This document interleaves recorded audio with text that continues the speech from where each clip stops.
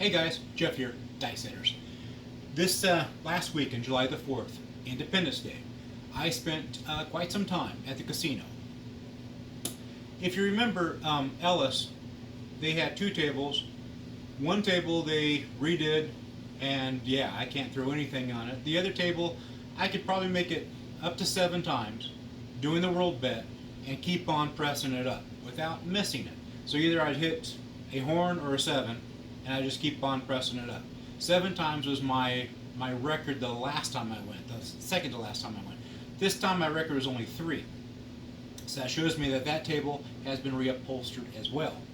Not this part, but underneath here. More and more casinos are having bouncy tables. And sometimes they're bouncy and sometimes they're not so bouncy. The reason why they taper off for, my conclusion has to be because the tables are on not 24 hours a day, but close to it. And my practice table is not on 24 hours a day. My table is on whenever I practice. And I don't have dealers and, 8 people and yeah. So that's the reason why they would have to change this, because without doing that, it's just going to be a dead table. And they want to have some action, but most likely they'll have too much action, and then it'll taper down to just the right action to no action, which is what I love, because I can sit there and hit horn numbers until the cows come home. So we're going to sit there and tackle that. What do you do about a table that's not too bouncy, but just kind of borderline? I have seen people dice it. They'll sit there and dice it a super bouncy table.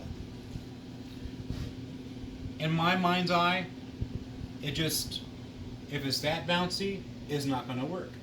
So in this one, I'm going to show you how to sneak up on it. I don't know how good I'll do, but I'll sit there and show you. This is a 12-foot table. Most casinos are a 14-foot table. If you go to any of the casinos in Vegas that are owned by station, like Palace Station, Sunset Station, all those stations, they are mostly a 16-foot table. That's what you call the battleship tables. They're like forever. And if you're at the very end and you've got a toss to the very end, it seems like a very long distance. But again, they do it for a reason. Why not have a long table? It makes it harder for you to dice it, unless you're sitting right here. So in this video, 12-foot table, I have to be careful about how long my arm reach is. Because if the casino should want to, being that I'm already into the pit area, they could actually say that my throw is wrong. So I'm going to be throwing from this 9 box, and that should replicate somewhere on a 14-foot table if I'm sitting on left 1. Of course, most time you guys know I sit on right 1, but this time I'm doing it just a hair different, and you're going to see the back side of my table. Pretty cool, huh? So let's sit there and do that. Oh, side note. On July the 4th weekend, Independence Day, I was with my friend, and I taught him how to dice it. In fact, if you watch the very beginnings of the video, you'll actually see him. All he did was either place, he put money on the 6 and 8, or he did not put any money on the 6 and 8.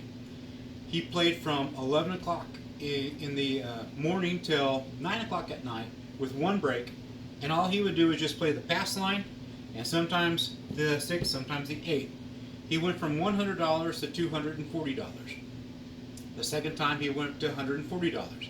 So for that long, and only betting on yourself, and very limited, he stayed afloat the whole entire time. So those of you that say you can't do it, you can. He doesn't dice it very well, but it was good enough for him to sit there and win money. He always was on the positive side. So it can be done. Let's go back to this. I am going to be sitting there doing a swing, throw, a toss, but we don't want to sit there and have these dice go flying up in the air. We want to keep it as low as possible. The biggest part is going to be the landing. I want the landing to be about here. Too much, it's going to go into my crocodile. Too little, bouncy table, it's going to go over the top, and that's not what we want. Most people are superstitious. If the dice go over the table, you're going to 7 out the very next time. I'm not superstitious, so let's keep the dice on the table. So we're just doing a split 6. It doesn't really matter which way you do it, but just a split 6. we are going to be holding it like this. Sometimes you can sit there and hold it on the corners. That gives you more of a spin. We don't want more of a spin. We just want a very slight spin. And the slight spin is going to keep us from crashing into that wall. It should slow it down quite a bit. If you were to sit there and go from here to here, you're actually going to be throwing it too high. So you basically want to pull back a hair. Pull it back a hair and release, but not too high. You don't want to knock out satellites and have the dice bounce over the table. That's going to be a 7. That's our come out roll. Everybody on the pass line wins. If you're on the horn bet, you won. Well, you didn't win. You just got reset back up. We're going to mark our 7. That landing was just a bit off. That's why we hit the 7. A little more concentration.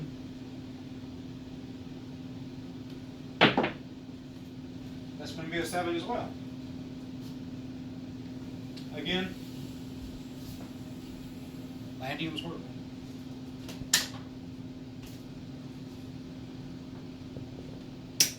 Everybody won on the pass line. Everyone's praising your name. They're going, yeah, yeah. The crowd goes wild.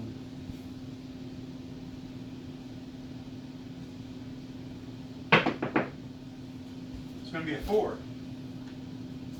I found out if you sit there and roll a 4, at least for me, hard way or the easy way, you got your landing in.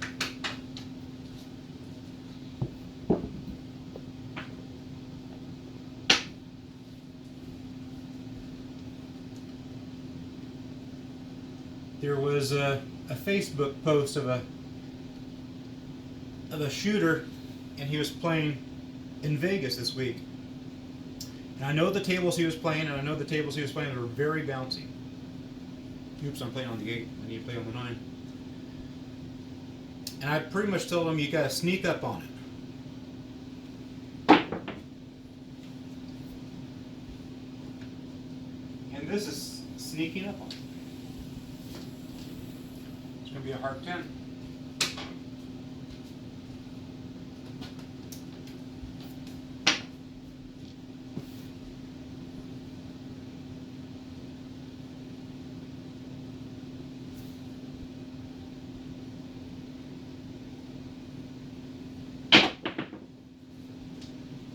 Hard 8.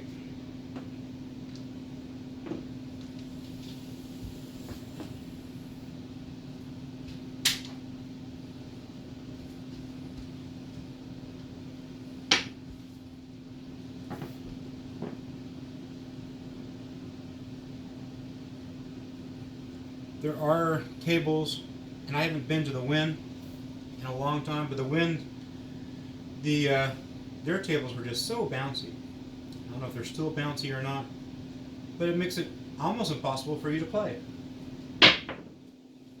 3.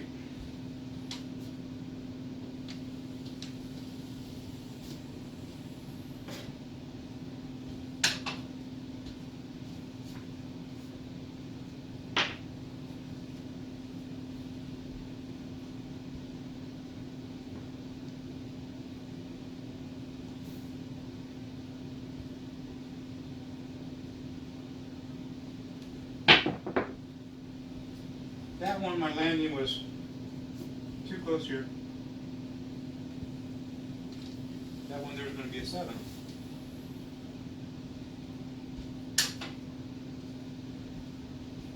So there we sat there and showed super bouncy, very low. The closer you can get to here, the better off you're going to be. Let me show you what I mean. But again, you don't want to get in trouble by the casino because your arm reach truly is in the dealer's zone.